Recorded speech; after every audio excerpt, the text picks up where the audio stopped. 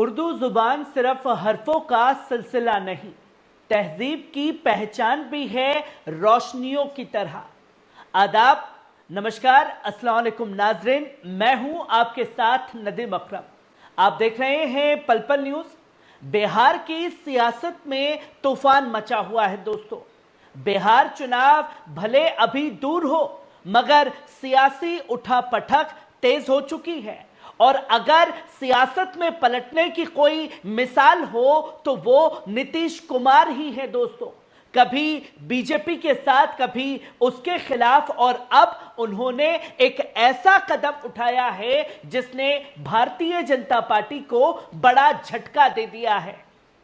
अब सवाल यह उठता है कि यह कदम महज एक सियासी चाल है या फिर सामाजिक सुधार की कोशिश भी है। और हां, सीएम योगी आदित्यनाथ के बयान के बाद नीतीश कुमार का यह कदम बेहद दिलचस्प हो चुका है।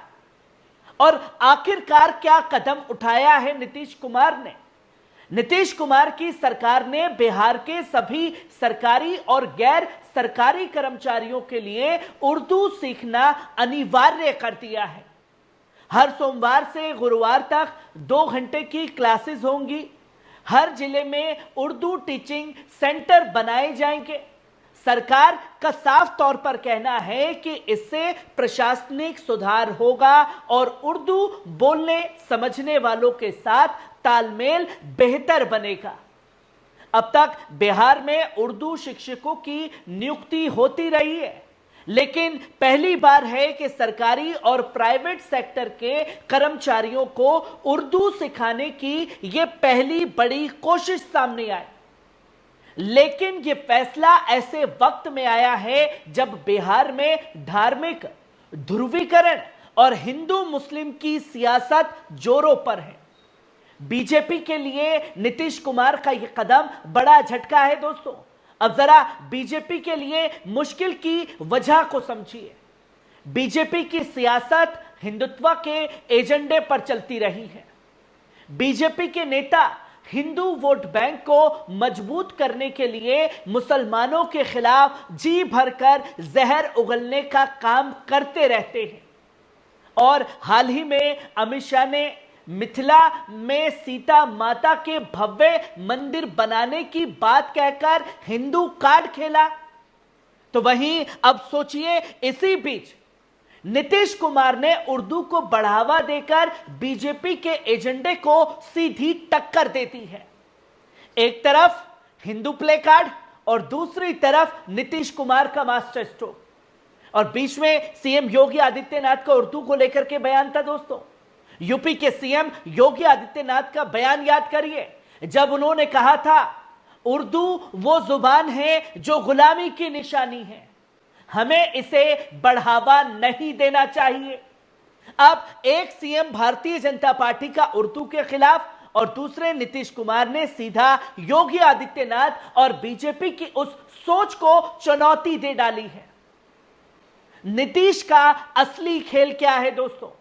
बिहार में 17% मुस्लिम आबादी है। 2025 के विधानसभा चुनाव से पहले मुस्लिम वोट बैंक को साधने की नीतीश कुमार की यह बड़ी तैयारी भी है। बीजेपी और जेडीयू का गठबंधन पहले से तनाव में बना हुआ है। यह फैसला इस तनाव को और बढ़ा सकता है। क्या नीतीश कुमार बीजेपी से अलग होने की तैयारी में है? बीजेपी की असहजता सोशल मीडिया पर रिएक्शन देखने वाले हैं। बीजेपी के कई नेताओं ने इस फैसले पर असहजता जताई है, नाराजगी जताई है। Social media platform x Twitter पर बीजेपी के लोग सदमे में चले गए हैं, जैसे तंज देखने को मिल रहे हैं। हिंदुत्व समर्थकों को यह फैसला बिल्कुल रास नहीं आ रहा है। आगे की तस्वीरें क्या होने वाली है? अगर यह फैसला नीतीश के हक में जाता है तो वो एक बार फिर सभी धर्मों के नेता बनकर उभरेंगे।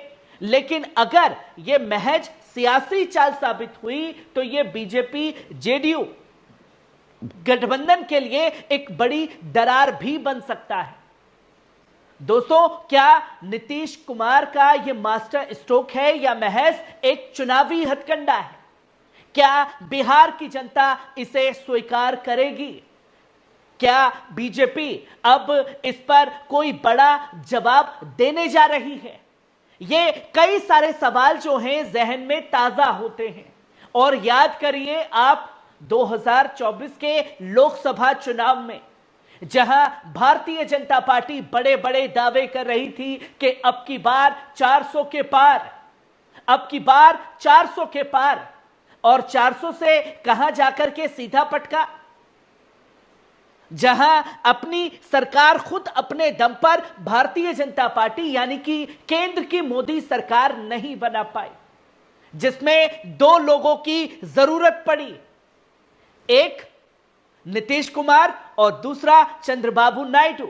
चंद्रबाबू नायडू को अगर आप एक तरफ रख भी दें तो बात की जाए सीधे सीधे नीतीश कुमार की, जहां भारतीय जनता पार्टी का एजेंडा सिर्फ हिंदू कार्ड खेलना, अमित शाह के फैसले को सीधे तौर पर चुनौती देना नीतीश कुमार ने किया, और सीधे सीधे योगी की उस बयानबाजी को भी आड़े हाथों लेकर के यह बड़ा कदम उर्दू के लिए उठाया, मुसलमानों के हक में उठाया। और पहले भी नीतीश कुमार को मुसलमानों के मामले पर घेरने की कोशिश की गई है, पर तमाम राजनीतिक फंडे जो हैं वो पूरी तरीके से फेल हुए हैं दोस्तों बिहार चुनाव में। चाहे लोकसभा चुनाव की बात करें या पिछले बिहार चुनाव की बात करें, लोगों ने, खासतौर पर बिहार के मुसलमानों ने नीतीश कुमार को वोट देने का काम किया है। और 2024 के चुनाव भी ये बहुत कुछ बयां करते हैं, जहां सबसे ज्यादा सीट ला करके पूरा एक आंकड़ा बनाया और खुद को सत्ता में लाया नीतीश कुमार ने।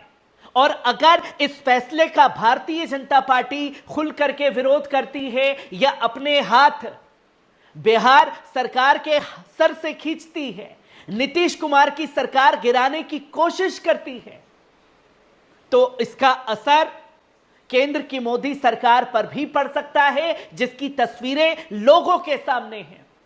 अब भारतीय जनता पार्टी के लिए नीतीश कुमार का यह कदम वो हड्डी की तरह बन गया है, जो न निगलते बन रहा है और ना ही उगलते बन रहा है। आखिर ऊंट के करवट बैठेगा भारतीय जनता पार्टी का, यह सबसे बड़ा सवाल खड़ा हो गया है। और दूसरी तरफ बिहार के भारतीय जनता पार्टी के नेता इसका विरोध कर रहे हैं, और जब इसका विरोध खुल करके हो रहा है तो क्या दरार देखने को मिलेगी? ये तमाम अटकलें, ये तमाम सवाल जो हैं जहन में बार बार ताजा हो रहे हैं। पर नीतीश कुमार के इस मास्टर स्ट्रोक ने केंद्र की मोदी सरकार तक को हिलाने का काम कर दिया है। कैसी लगी खबर? कमेंट बॉक्स में आकर के अपनी राय जरूर दीजिएगा। शुक्रिया।